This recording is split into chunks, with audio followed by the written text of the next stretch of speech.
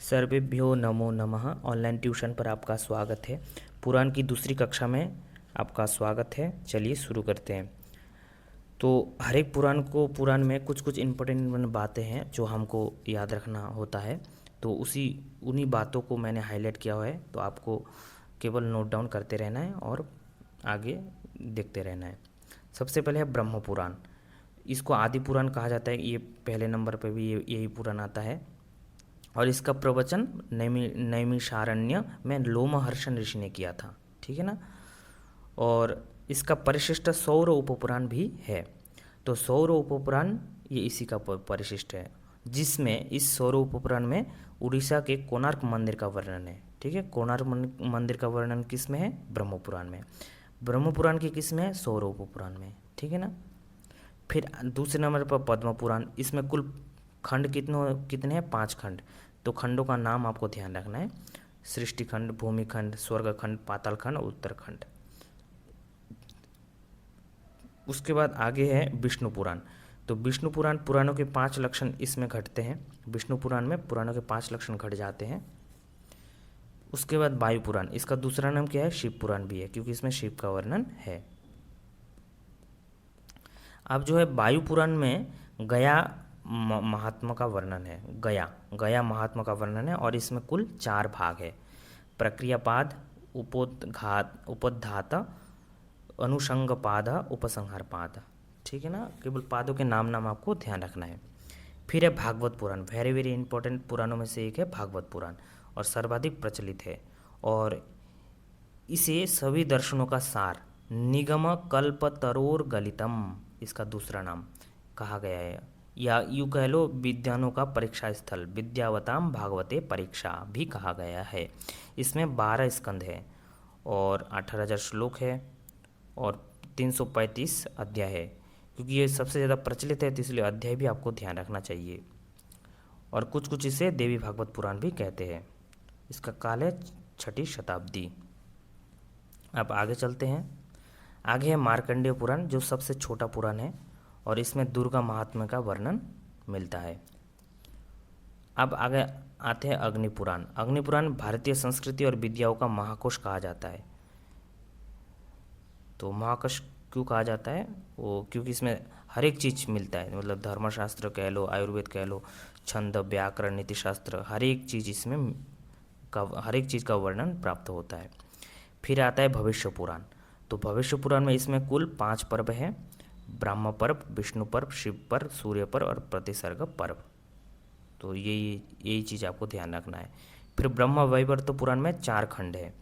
ब्रह्म, प्रकृति, गणेश और श्री कृष्ण जन्म। अब आगे चलते हैं स्कंद पुराण। ये सबसे बड़ा पुराण है और शिव के पुत्र स्कंद है, जिसका दूसरा नाम क्या है? कार्तिकेय भी कह लो या ब्रह्मण्य भी कह लो। तो स्कंद कह लो, कार्तिकेय, बात एक ही है क्योंकि पर्यायवाची ये सारे शब्द हैं। और सबसे बड़ा पुराण है और इसमें कुल 81,000 श्लोक है और इसमें 6 संहिताएँ हैं। ये भी नाम आपको ध्यान रखना चाहिए। सनत कुमार, सूत, शंकर, वैष्णव, ब्रह्म और सौर। और सूत संहिता पर माधवाचार्य ने तात्पर्य टीका लिखी है। और इसके अंतर्गत 2 गीताएं भी आ जाती है, ब्रह्म गीता और सूत गीता। और इसमें 7 खंड है।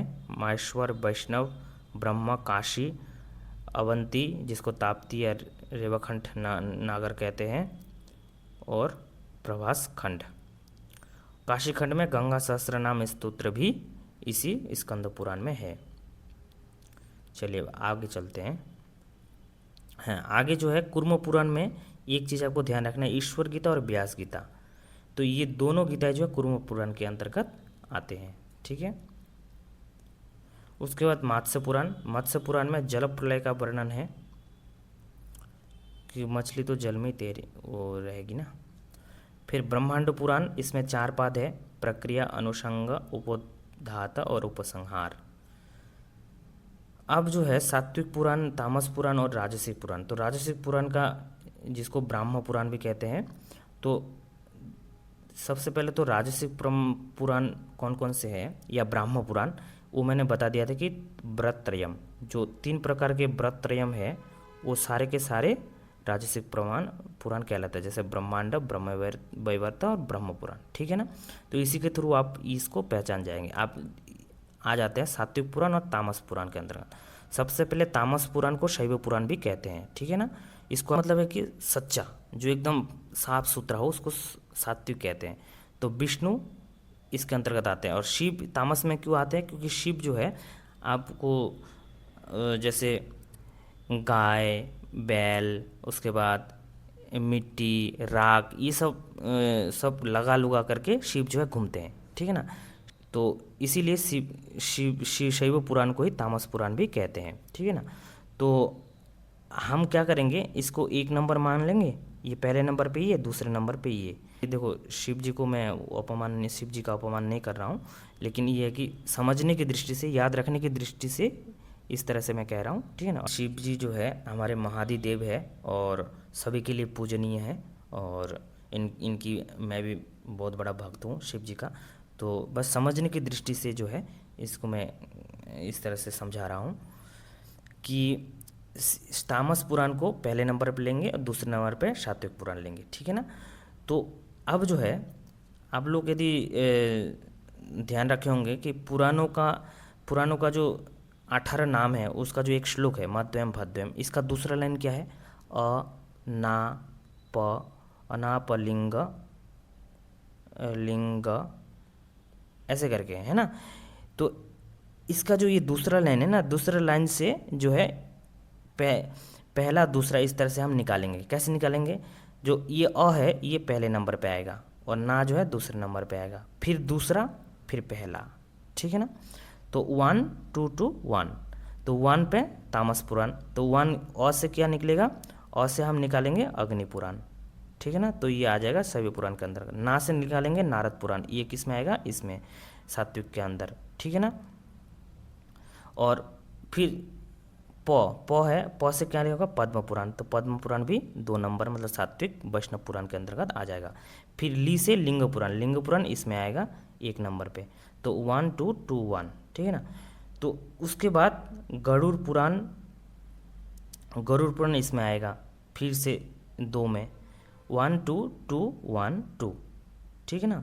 तो इस तरह से पहले के 5 पुराण आप जान लिए तो सारे मतलब एक भी क्वेश्चन आपका गलत नहीं होगा इस ट्रिक में, ठीक है ना।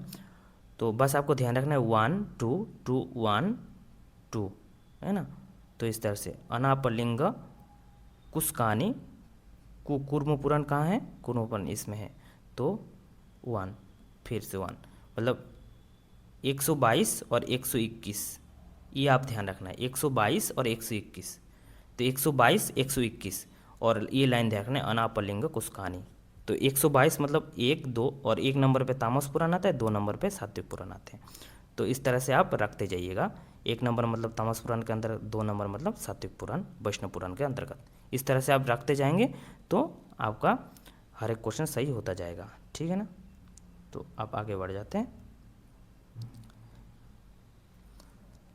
18 अपुपुराण हमने पढ़ चुके हैं। और चलिए अब जो है कुछ सृष्टि वर्णन है जो पुराणों में आता है, उसका भी थोड़ा जान लेते हैं, क्योंकि कभी कभार पूछ भी लेते हैं। पद्म पुराण में नवधा प्रक्रिया है, मतलब सृष्टि की 9 प्रकार बताया गया है। इसमें से प्राकृतिक सर्ग 3 प्रकार के, वैकृतिक सर्ग 5 प्रकार के और प्राकृत वैकृतिक सर्ग 1 प्रकार के, ठीक है ना। ये आपको ध्यान रखना है। 3 और 5 8, 1 9। उसके बाद ये जो भागवत महापुराण है, इसके अंतर्गत भी सृष्टि के बारे में बताया गया है कि प्राकृतिक सर्ग होते हैं, वैकृतिक सर्ग होते हैं। तो इस तरह से 9 प्रकार के सृष्टि ये लोग बता रखा है। प्राकृतिक के अंतर्गत ये इन सब की सृष्टि होती है अहंकार, तन्मात्रा, इंद्रिय, देव, तम। और वैकृत सर्ग के अंतर वृक्ष, तिर्यक, मनुष्य। तो आपको वैकृत को ध्यान रखना है कि वैकृतिक सर्ग के अंदर मनुष्य की सृष्टि हुई है, ऐसा किसका मानना है? भागवत महापुराण के अनुसार। उसके बाद थोड़ा और आगे चलते हैं। आगे जो है आप पद्म पुराण में जितने भी वो है आख्यान उपाख्यान, ये सब सारे इंपॉर्टेंट हैं और आपको ध्यान रखना है। तो पद्म पुराण में समुद्र मंथन, रामचरित च्यवन, च्यवन का आख्यान, शाकुंतलोपाख्यान, पूर्ववर्वशी आख्यान, रामायण कथा, कृष्ण कथा, ये सारे जो जितने भी मैंने वो कर रखा है, हाईलाइट कर रखा है, यही केवल आपको ध्यान रखना है। और साथ ही साथ ऋषि श्रृंगी ऋषि की कथा, तो ये सारे आख्यान जो है पद्म पुराण के अंतर्गत आते हैं। चलिए, इस प्रकार से पुराण की कक्षा भी हम लोगों का पूरी हो जाती है। इस प्रकार पुराण की कक्षा भी पूरी हो जाती है। और यहाँ तक बने रहने के लिए आपका बहुत बहुत धन्यवाद।